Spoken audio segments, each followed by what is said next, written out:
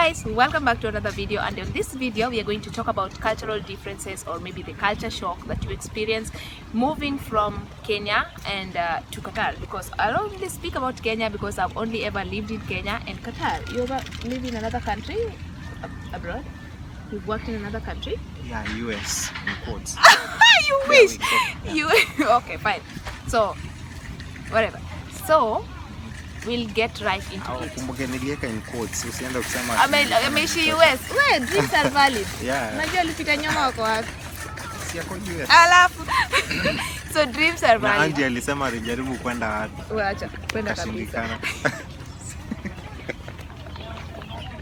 Wait, my dreams are still valid. Wewe shinda hapo.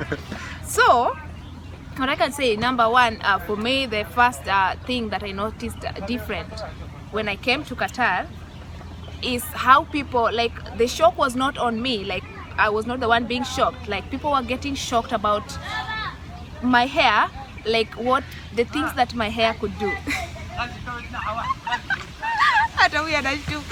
Because they were like, I was working with the first place that I worked, I was working with Indians and Nepalis, and these people had never worked with somebody from Africa before who has this nywele ngumu, African nywele ngumu. And then they were like, so is that your hair? Like, somebody even went to the extent of, they used to see so many Kenyans coming into the office, nywele wamechana afro, unajua zimesimama hivi, and you know this soft hair haziwezi simama. They were shocked, like, okay, how do you make your hair stand like that? So walikuwa wanazipenda ama? No, they are shocked, like force of gravity is not working on our hair, how, you know? And then somebody went to the extent of commenting, because they kept asking so many questions about hair, and they were like, yeah, for our hair you can't just wash and go. For most of us, you can't wash and go. It shrinks back into a ball. Yeah. And somebody was like, oh my God, how could God do something like this to you? Si hata wewe ungemuuliza why, mbona God alifanya kitu kama hiyo kwa nywele yake? Yes, sasa anaona yake ni sawa, anaweza tu akafanya hivi mkono. Okay, you, what has really, like, what in cultural shock? Mimi ni the first time I came, actually, I'm not saying it in a bad way, but the first time I saw Qataris greeting each other, nilikuwa nadhani they are kissing. How do they greet each other? Like nose to nose greeting. Man to man or man to man, yeah. Nose to nose. Ikakushtua ile yako yote. Like, what the hell? What's happening? But ilifika mahali nikazoea. Alafu me, the other thing yenye nikasema, like, I've seen so many guys walking around, especially Asian, holding hands. Yeah. And for us, where we come from, if you see guys holding hands, you automatically think ni mashoga. Ama how they can spank you. Yeah, what is that? What is it with these people? And they don't find it like funny. For us, it's very offensive. It's a big deal. A guy spanking another guy, but for them, it's fine. It's a big deal. I can fight you if you do that. Then I end up being deported because I'm fighting. Guys, if you fight Qatar, that's the end of you. So these things happen. Alafu, the other thing is the food. You know how we are used to making our food in Kenya, just unaongeza roiko, chumvi, kitunguu, mafuta. Yeah. Like when we talk about spices, ni kama hizi herbs, you know, but not pili.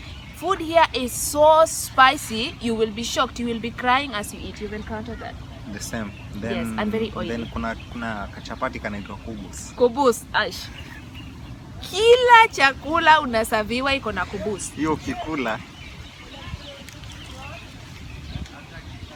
Chapati si chapati. Chapati ni vitu zingine hujazoea kuona. Chapati zinaitwa parota. Chapati zinaitwa parota na consistency yake si kama ile tumezoea. Yeah. Alafu bei ya chapati.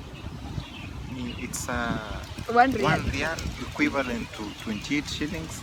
Sasa chapati moja you're complaining unauziwa shilingi 10 pale Kenya, hapa ni 28. But the funny thing is that ukiangalia anything iko 1 real unaona ni pesa kidogo sana, so because it's fine. We start from 50 dirhams, 50 dirhams panda. So huwezi pata chapati ya 25 dirhams or 50 dirhams. We start from 1 real. So there's nothing you can do. So hapa hivi Kenya, you have to, not in Kenya, actually in Qatar, you will have to spend like 5 riyal to 10 riyal per day. You know, that's the most basic. 10 riyal is that's the most basic meal. The basic meal you can eat, from 5 riyal to 10 riyal. Kama unataka ku economize, you have to spend like 5 riyal in the morning maybe, and 5 riyal in the any big saver. Lunch time. Big saver, yeah. Like for me, I used to do shopping for like 150 riyal. Then the following month ni ku add up, and I survive. Inabidi.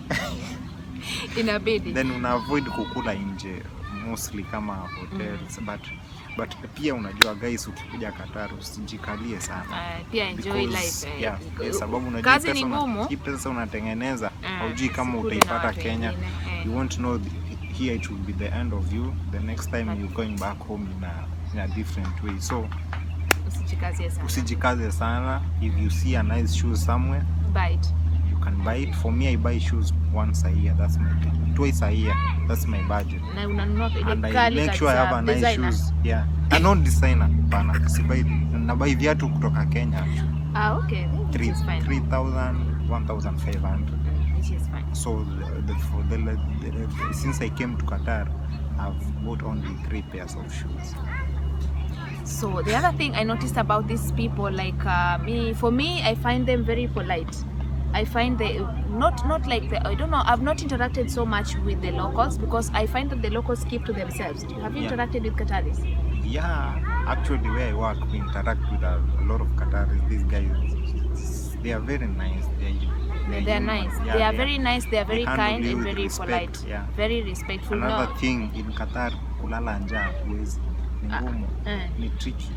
Chakula iko sana. You can move somewhere, unapatana hatuna chakula. Kwanza Ramadhani sikani. Nyinyi ndio mnapatanga hizo opportunities. Sasa sisi wenyewe tunaishi kwa camp, to enjoy hizo opportunities, but yeah, true.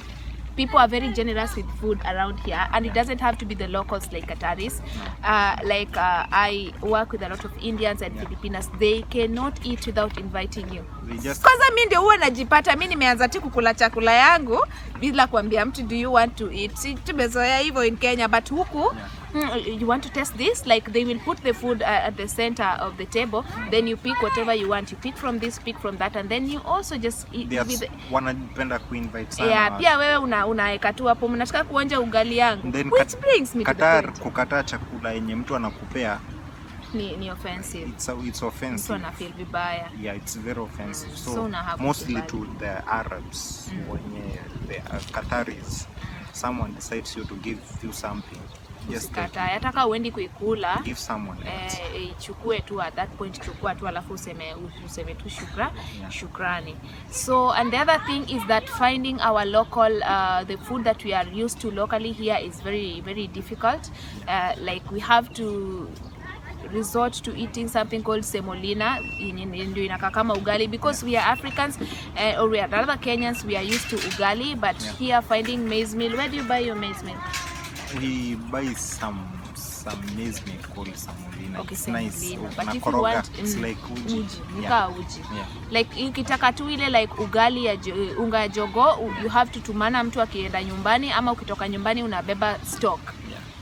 Otherwise huku kupata ugali which you can get, and the ugali that they have comes from Kenya. You can get from places like Ansar Gallery. It's quite expensive. But semolina ni 4. Yeah, it's 4-5 riyal. 4-5 riyal for the same from pack. Kenya it's 15 riyal. Even avocado from Kenya you cannot afford. It's quite expensive. And what? Kuna time nimeenda kununua sukuma wiki ya fiber milioni imeandikwa 14 riyal. Exactly. And hata si sukuma inakaka ile sukuma tumezoea, ni vitu zingine. If it like food here, like it looks weird. And then something else that is very funny, here chicken is so much available and it's cheap. Whereas back at home in Kenya, chicken is for occasions like especially weddings. Hata ni wale high table ndio wanakulaga kuku, si ndio? Nyama nyinyi wengine mnaweza kula nyama. Kwenu normal. Hapana, acha nikwambia hata kuku kwetu pia inakuanga ya high table. Nyama inapatikana because kuchinja ng'ombe ni rahisi. Huku nyama is very expensive because wana import from huko Australia mawapi. But kuku huku kawe ni Mluya, huko poa. Huko poa.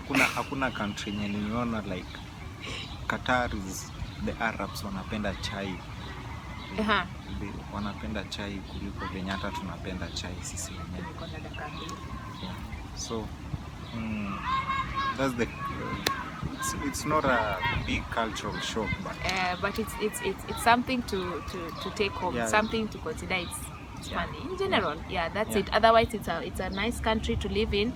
People are friendly and no racism as per se. Like maybe there could be to a very small extent, not from what we hear from other countries like Europe. And they love Kenyans. They love Kenyans. 100%. If somebody will just meet you and like, You're Kenyan? Kenya? You Kenyan? Kenyan. You Kenyan? Good. Kenyan good. Kenyan good. Because we are also very nice people. So thank you guys for watching. I have like 2 minutes to catch my bus if I will be able to. So see you on another video, and remember to subscribe, Bye bye, like, guys. share. Subscribe to my YouTube channel, Nyaks Micheka. Thank you. Bye.